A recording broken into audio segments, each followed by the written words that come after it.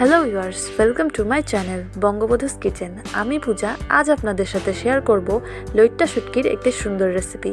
শুকনা মাছ মানেই বাঙালির ইমোশন, তো শুকনা মাছ বাঙালিকে খেতেই হবে। যারা যারা শুকনা মাছের গন্ধ একদমই পছন্দ করেন না, এই রেসিপিটি তাদেরই জন্য। ট্রাই করে দেখবেন।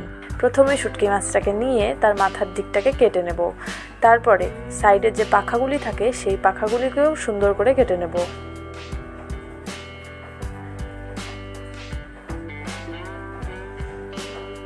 এখন শুটকি মাছের পেটের ভিতরে প্রচুর পরিমাণে নোংরা থাকে, সেই নোংরাগুলোকেও ভালো করে বার করে নেব।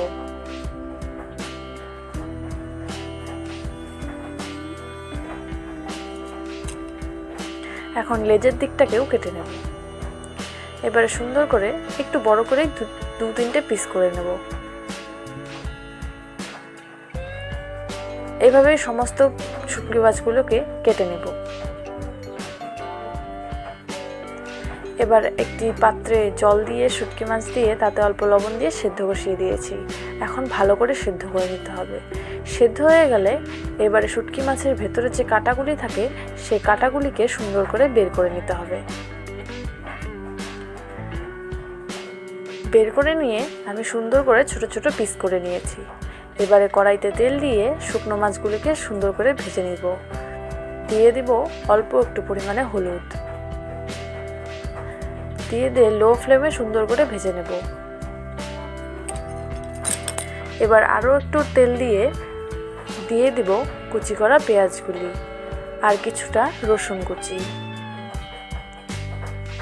এবার একটু নাড়াচাড়া করে অ্যাড করে দেব হলুদের গুঁড়ো আর দিয়ে দেব পরিমাণ মতো লবণ। এবার 2-3 মিনিট ভেজে নেব। 2-3 মিনিট ভাজার পরে অ্যাড করে দেব কেটে রাখা টমেটো আর কাঁচা লঙ্কা। আবারও নাড়াচাড়া করে ভেজে নেব। এবারে আমি আগে থেকে কয়েকটা রসুন আর কয়েকটা কাঁচা লঙ্কাকে একটু মিক্সিতে দিয়ে গ্রেট করে রেখেছিলাম, ওটাকে দিয়ে আবারও সুন্দর করে ভেজে নেব। এবার অ্যাড করে দেব অল্প লাল লঙ্কার গুঁড়ো, তাতে কালারটা খুব সুন্দর আসে আর ঝালটাও ভালো হয়। শুকনো মাছের ঝাল না হলে খেতে টেস্ট হয় না। এবারও সুন্দর করে একটু ভাজবো। ভাজার পরে এখন অ্যাড করে দেব ভেজে রাখা শুকনো মাছগুলি। আবারও সুন্দর করে ভাজতে থাকবো। যতক্ষণ না পর্যন্ত সুন্দর লাল ভাব চলে আসছে ততক্ষণ ভাজবো।